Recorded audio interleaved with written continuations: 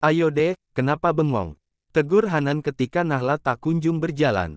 Pria itu baru saja memesan layanan kanar dan langsung mendapat kuncinya. Iya mas, jawab Nahla mengekor suaminya dengan bernak bertanya-tanya. Sungguh Nahla tidak paham, ada urusan apa harus ke hotel segala. Apakah pria itu ingin menemui seseorang? Masuk dek, titahnya setelah membuka pintu, mempersilahkan Nahla untuk masuk lebih dulu. Perempuan itu melangkah ragu dengan raut takut-takut. Walaupun yang membawa suaminya sendiri, tetap saja hatinya tak tenang. Tegang banget sih, senyum dong, santai dulu di sini, mandi dulu juga boleh, ujarnya setelah pintu tertutup rapat. Kita nggak langsung pulang aja mas, kasihan Ica pasti sudah menunggu. Ada Simbok, nggak apa-apa, aku mandi dulu ya, pamit pria itu memberikan jeda sejenak agar Nahla sedikit paham dan tentunya lebih santai. Pria itu keluar setelah 10 menitan dengan wajah lebih segar dengan hanya memakai batrobe saja. Hanan menghampiri Nahla yang beberapa menit baru paham, mendadak tubuhnya langsung gemetar ditatap dengan wajah lapar. Aku bersih-bersih dulu mas, ucap perempuan itu jelas grogi. Tidak melakukan persiapan apapun tiba-tiba diculik ke hotel. Jangan lama-lama ya, aku nungguin loh, pesan Hanan tak sabar. Jelas saja, nyaris tris dan salah fokus seharian gegara gagal semalam. Nahla yang sudah masuk kamar mandi mendadak galau sendiri. Walaupun ini semua pasti terjadi, kenapa mendadak takut? Sedikit lebih lama memantapkan hatinya. Keluar kamar mandi dengan hati pasrah dan siap memulai hidup baru dengan status sesungguhnya.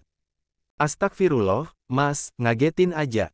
Nahla terkesiap mendapati Hanan yang sudah menunggu di depan pintu. Lama banget, protesnya tak sabaran. Seakan tak mau menyia-nyiakan waktu, pria itu langsung menuntun istrinya menuju ranjang. Nahla menelan selaiva beberapa kali kala pria itu langsung mendudukkannya di ranjang, seakan tidak ingin menundanya lagi. Bismillah, izinkan aku memulai, bisik pria itu mengecup keningnya setelah merebahkan istrinya. Lalu turun mengecup kedua pipi dan berakhir mempertemukan bibir mereka dalam satu pagutan. Sedikit bisa membalas setelah kemarin sempat diajari yang pertama, Nahla mulai tidak kaku-kaku amat, hingga mampu membuat seorang Hanan si mantan duda itu lupa akan segala hal. Menikmati sajian yang terhidang di depan mata dengan begitu minat dan semangat 45. Perempuan itu memejam, setiap jengkal napas suaminya yang mengabsen seluruh tubuhnya tanpa terkecuali. Mengeksplorasi ke bagian sudut manapun yang diinginkan. Hingga membuat Nahla seperti terbawa suasana terbang dengan perasaan yang tak biasa. Ia baru merasa gelisah, tetapi mampu membuat genangan air matanya keluar. Hanan menenangkan, namun, tak serta, berusaha benar-benar membuat keduanya menjadi satu dalam ikatan penuh pahala setiap jengkal napasnya. Sayang, percayalah hanya sakit sebentar, bisik pria itu menenangkan. Kata pria itu berbisik lembut, meraih hingga ke puncak pusara madu pernikahan mereka. Hingga sesuatu yang pria itu tahan-tahan semenjak semalam berhasil mendarat dengan begitu sempurna di tempatnya yang lapang dan subur. Secercah senyum memungkasi aktivitas pria itu, selaras gumaman terima kasih yang keluar dari mulutnya. Perasaan lega tak terkira dan rasa yang telah lama hilang seperti terganti dengan pesona yang begitu menakjubkan. Hanan sepertinya kalap. Berbeda dengan Hanan yang full senyum dan semangat dengan daya penuh, tubuhnya begitu lelah, pegel, dan sepertinya remuk di sana-sini. Perempuan itu masih tiduran menyesuaikan diri, berbeda dengan Hanan yang sudah kembali terduduk seraya menatapnya dengan senyuman. Mau nginep di sini atau pulang? Tanya Hanan lembut, mengelus mahkotanya yang tergerai nampak berantakan akibat ulahnya. Bentaran mas, jawab Nahla enggan beranjak. Kalau tidak sadar kasihan Ica ditinggal di rumah sendirian, ia mungkin tak akan bangun. Ternyata mantan duda semeresahkan ini. Maklum saja sudah berpengalaman dan hatam, jadi begitu terabas, tentu saja membuat lawannya yang masih ting-ting ini kerepotan sendiri mengimbanginya. Nggak apa-apa pulang agak malaman, kamu pasti capek, kata pria itu. Setelah beberapa menit menyesuaikan dengan keadaan sekitar, Nahla baru bangun dari ranjang. Ia meringis kesakitan saat hendak berjalan ke kamar mandi. Au, desis Nahla benar-benar tak nyaman. Dek, nggak apa-apa, tanya Hanan menghampiri. Tahu betul Nahla kesulitan berjalan, pria itu menggendongnya hingga membuat rona merah jambu kembali menyerbu pipinya. Bisa jalan sendiri mas, turunin aja, tolak Nahla jelas malu. Ia pura-pura baik-baik saja padahal jelas merintih kesakitan. Maaf ya, mungkin aku terlalu bersemangat, ucap pria itu sembari menurunkan istrinya pelan. Nahla mandi cukup lama, kembali memakai pakaiannya.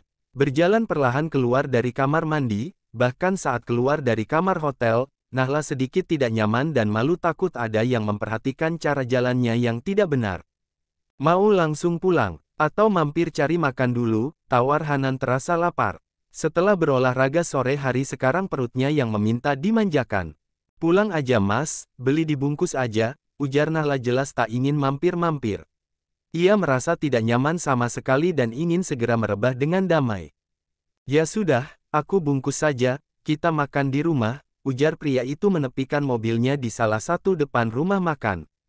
Pria itu turun memesan, sementara Nahla menunggu saja di mobil. Perempuan itu sampai ketiduran sambil menunggu, efek lelah membuat Nahla cepat lelap begitu saja. Tidur, kata pria itu menaruh pesanan di jok belakang. Kembali melajukan mobilnya ke arah jalan pulang. Lebih dulu menjemput Ica di tempat Simbok, lalu langsung pulang ke rumahnya. Pa, dari mana? Mama mana? Sat, mama tidur, Ica duduk belakang ya, jangan bersik, kasihan mama capek, ucap pria itu setengah berbisik pada putrinya. Hanan melakukan mobilnya dengan kecepatan sedang. Sampai di halaman rumahnya, Nahla terlihat masih tertidur nyenyak. Pria itu lebih dulu membuka pintu untuk putrinya, lalu kembali ke mobil. Niat hati hendak menggendong membawa masuk ke dalam, Nahla terjaga saat Hanan membantu melepas seat beltnya. Udah sampai, maaf mas aku ketiduran, ujar Nahla menguasai kesadarannya, menarik diri lalu turun perlahan. Baru saja, enggak apa-apa, sana masuk duluan. Ica sudah di dalam, ujar pria itu mengambil makanan yang tadi ia beli di jok belakang. Kasihan juga Nahla belum makan. Pria itu langsung menyusul Maduk setelah memarkirkan mobilnya dengan benar. Nahla langsung disambut putrinya yang belum jauh beranjak dari ruang tamu. Mama udah bangun. Iya, maaf mama ketiduran nggak tahu Ica pulang. Mama ke kamar dulu ya, pamit Nahla disusul Hanan setelah menaruh goodie bag di meja makan. Pria itu masuk kamar saat Nahla sibuk di kamar mandi. Lebih dulu menunaikan sholat Isya yang sudah tertinggal. Hanan juga melakukan hal yang sama, bersih-bersih dulu lalu beribadah. Makan yuk, kamu pasti udah lapar, ajak Hanan pada istrinya yang terduduk di bibir ranjang. Iya mas, aku siapin dulu, jawab perempuan itu berjalan pelan. Mengambil 3 piring, lalu menyiapkan di meja makan. Aku panggil Ica dulu ya, pamit pria itu beranjak. Nahla hanya mengangguk saja, sembari mengisi piring suaminya. Menunggu anak dan suaminya menyusul ke meja makan. Tak lupa Nahla juga menyeduh kopi kesukaan suaminya. Makasih, ucap Hanan begitu meja makan nampak sudah siap. Mama sakit, kok lemes gitu? Tanya Ica memperhatikan wajah ibunya yang tak secerah biasanya. Enggak kok, cuma sedikit capek saja. Ica mau pakai lauk apa? Ayam, sama saus tomat yang dikit. Cuci tangan dulu sana, belum kan? Iya, Ma, belum, jawab Ica beranjak.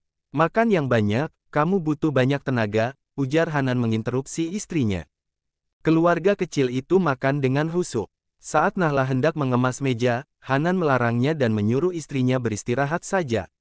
Pria itu yang membereskan dan meninggalkan piring kotor di wastafel. Biar besok menjadi urusan Simbok. Nahla mengangguk, sebenarnya tidak mengapa, tetapi memang rasanya mager untuk aktivitas kecil.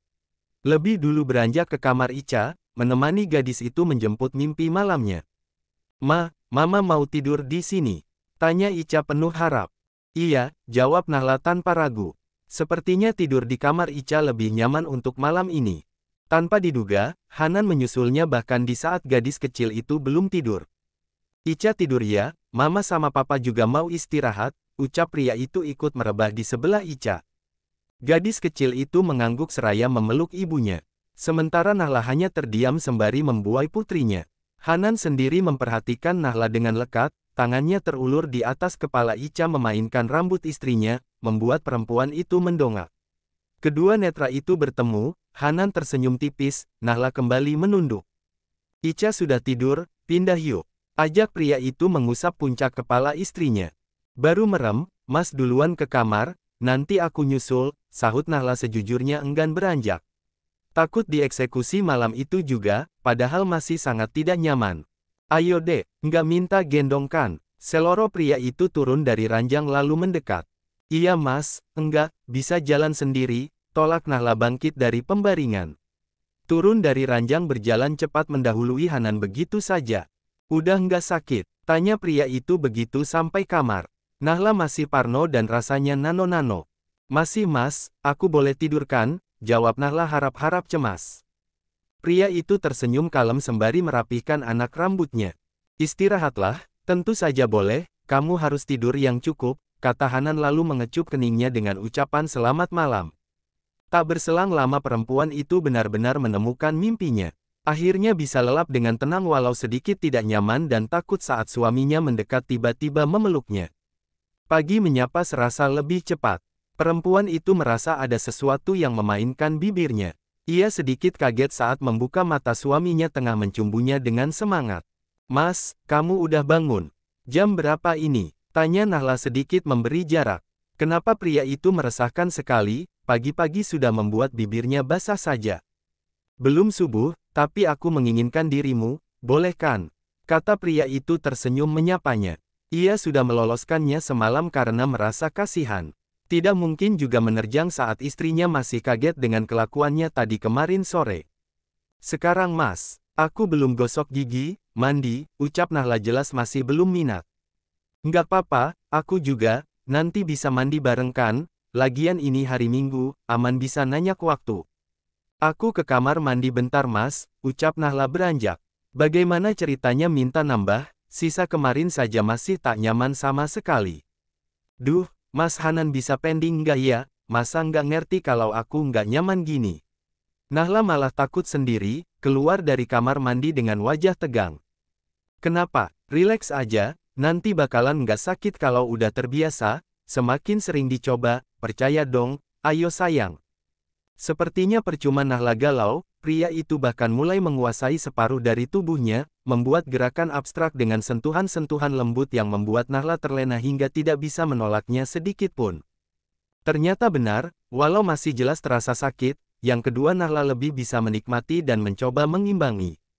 Hanan benar-benar mengajari kekasih halalnya menjadi istri sesungguhnya. Suasana kamar terlihat begitu berantakan, pria itu menatap, sementara Nahla masih sibuk mengatur. Beda kan, gimana? Tanya pria itu. Nahla tidak menjawab, ia terlalu malu berkata jujur. Sungguh seperti di luar kendalinya saat pria itu mulai menyentuhnya. Makasih, mau mandi sekarang atau istirahat dulu, ujar pria itu kembali mengecup bahu polosnya. Menyingkirkan mahkota yang menghalanginya. Kamu duluan mas, jawab Nahla kau sekali lagi. Ya sudah barengan saja, sambil nunggu subuh, kata pria itu kembali merebah. Dek, panggil pria itu sambil mengelus rambutnya. Kenapa mas? Sahut Nahla pelan. Hadap sini dong, kamu nggak apa-apa kan? Bisik pria itu sembari menggigit gemas daun telinganya. Enggak mas, jangan nempel gini, kamu sangat meresahkan. Jawab Nahla memutar posisinya.